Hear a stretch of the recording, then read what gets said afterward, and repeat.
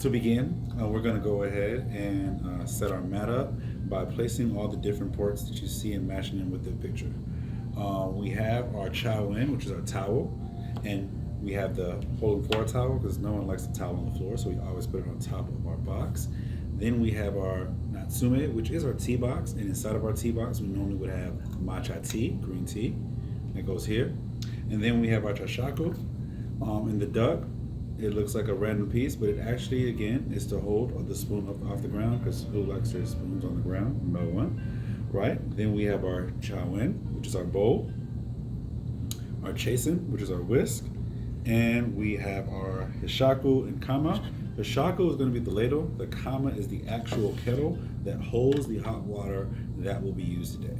So to start our ceremony, we think about inviting someone into our home. When we invite someone to our home, think about the first time your parents told you you had to clean up. It's usually because someone was coming over. So the first thing we're going to do, though, before they come over, is we're going to welcome them in the home, and we're going to say the words konnichiwa. So let's say konnichiwa and bow. And usually the guest who's welcoming them in says it first, and then the person who is coming in returns it. So now that they're in, now we're going to go ahead and kneel and sit in our place, and we're going to start our process. The very first thing we're going to do, like I said, we're cleaning. We're going to go ahead and take some water and pour it into our actual bowl here, and we're going to kind of use this guy here and put him on the side to clean the bowl.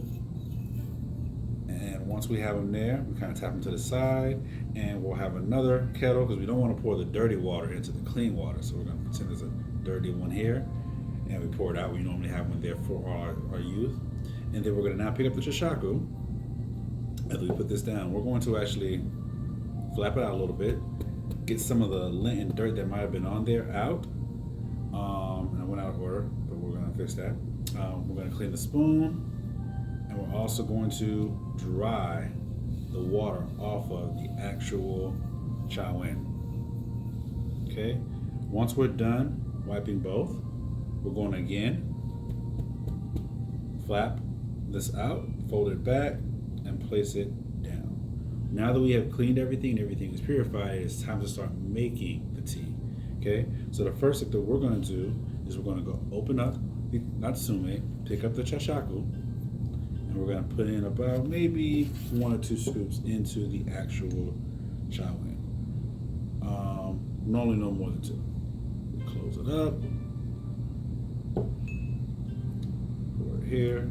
And now we're going to pick up the hishaku, pour about no more than 2 scoops of water in there.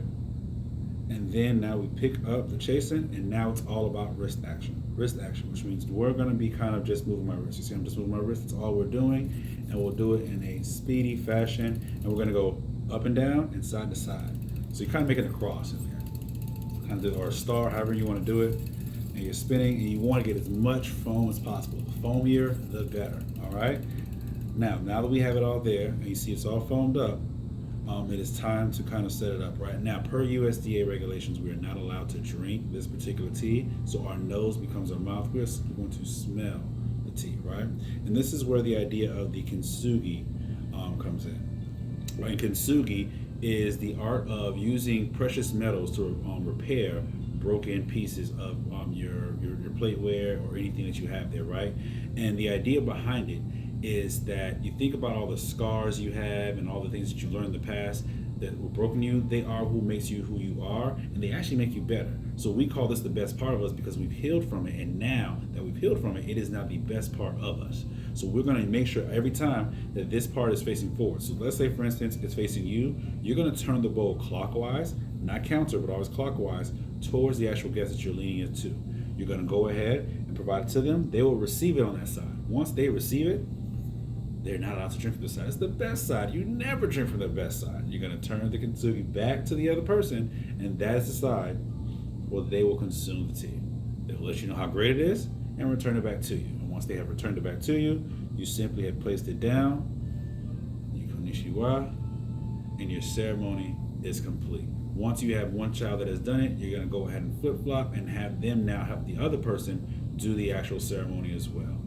The idea of wabi sabi is also in there, and that is basically that your imperfections make you perfect, and it kind of follows that in the kintsugi idea. And the idea again behind that is that we are better because of the mistakes we've made, and now that makes us who we are and stronger than what we were before. And that is the tea ceremony in a nutshell.